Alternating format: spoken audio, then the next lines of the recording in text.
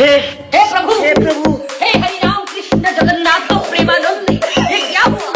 गलाव से पानी आ गया। हे प्रभु, हे प्रभु, ये क्या हुआ? गलाव से पानी आ गया। দেখতে পাবে हे प्रभु, দলে हे हरि राम कृष्ण जगन्नाथ प्रेमानंद, ये क्या हुआ? हे प्रभु, हे हरि राम कृष्ण जगन्नाथ प्रेमानंद, ये क्या हुआ? गामछा भी खुल गया मेरा, गलती ये देखिए। শব্দ নেই गामछा क्या हुआ? শুধু জানা শো শো শোনা যাচ্ছে जगन्नाथ प्रेमानंद, ये क्या हुआ?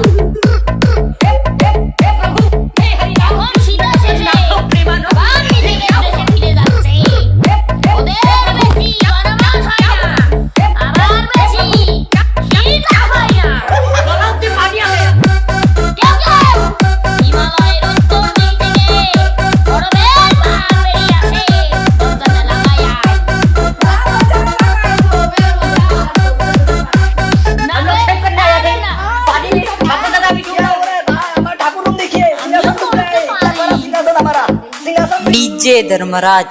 हे प्रभु, हे हरि राम कृष्ण जगन्नाथ प्रेमानंद, ये क्या हुआ?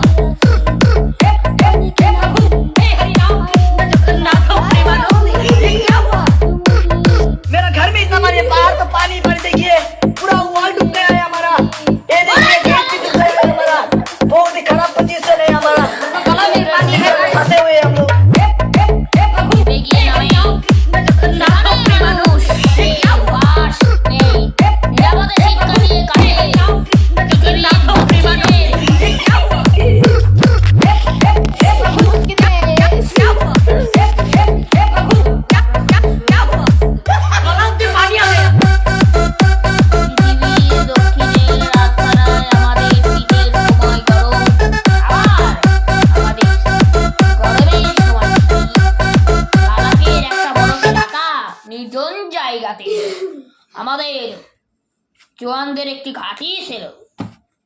কেউ শীতের শুরু মাথার ওপর দিয়ে দলে দলে বুনো হাঁস দক্ষিণ দিকে উড়ে যেত। বাড়ির জন্য ওদের মন কেমন করত। চিঠিপত্র বিশেষ পৌঁছত না, শুধু রেডিওতে যেটুকু খবর পেত। একদিন একটা বুনো হাঁস দল ছেড়ে নিচে নেমে এসে পড়ল। একটা ঝোপের ওপর নেমে থরথর করে কাঁপতে লাগলো। তারপর ওরা অবাক হয়ে দেখলো আরেকটা বুনো হাঁসও নেমে এসেছে। এটা চারিদিকে উড়ে বেড়াচ্ছে। বরফ পড়তে শুরু করতেই জওয়ানরা গিয়ে আগের হাঁসটাকে তাঁবুতে নিয়ে এলো। অন্য হাঁসটা প্রথমে তেড়ে এসেছিল, তারপর ওদের সঙ্গে সঙ্গে নিজেই গিয়ে তাঁবুতে ঢুকলো। ভিতরে ছেড়ে দিতেই দেখা গেল প্রথম হাঁসটার ডানা জখম হয়েছে।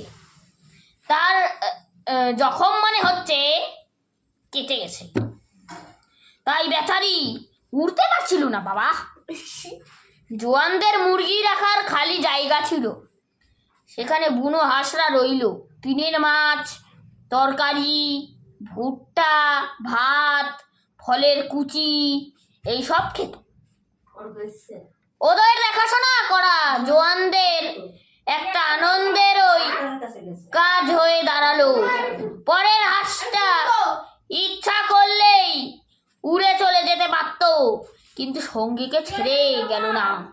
সারা শীতকাল দুজনে ওখানে থেকে গেল।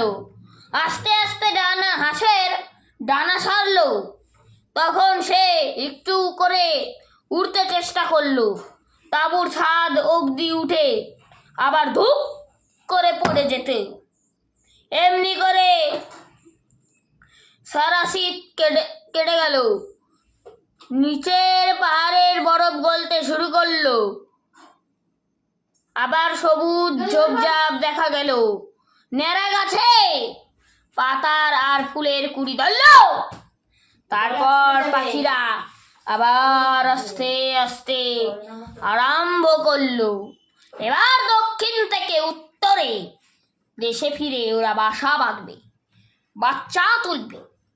এদের হাঁসরা আজকাল তাঁবুর বাইরে চড়তো, আর মাথার ওপর দিয়ে হাঁসের দল গেলেই চঞ্চল হয়ে উঠতো। তারপর একদিন জোয়ানরা সকালের কাজ সেরে এসে দেখে হাঁস দুটি উড়ে চলে গেছে। জোয়ানদের বাড়ি ফেরার সময় হয়ে এলো। সমাপ্ত। ডর रहा है क्या?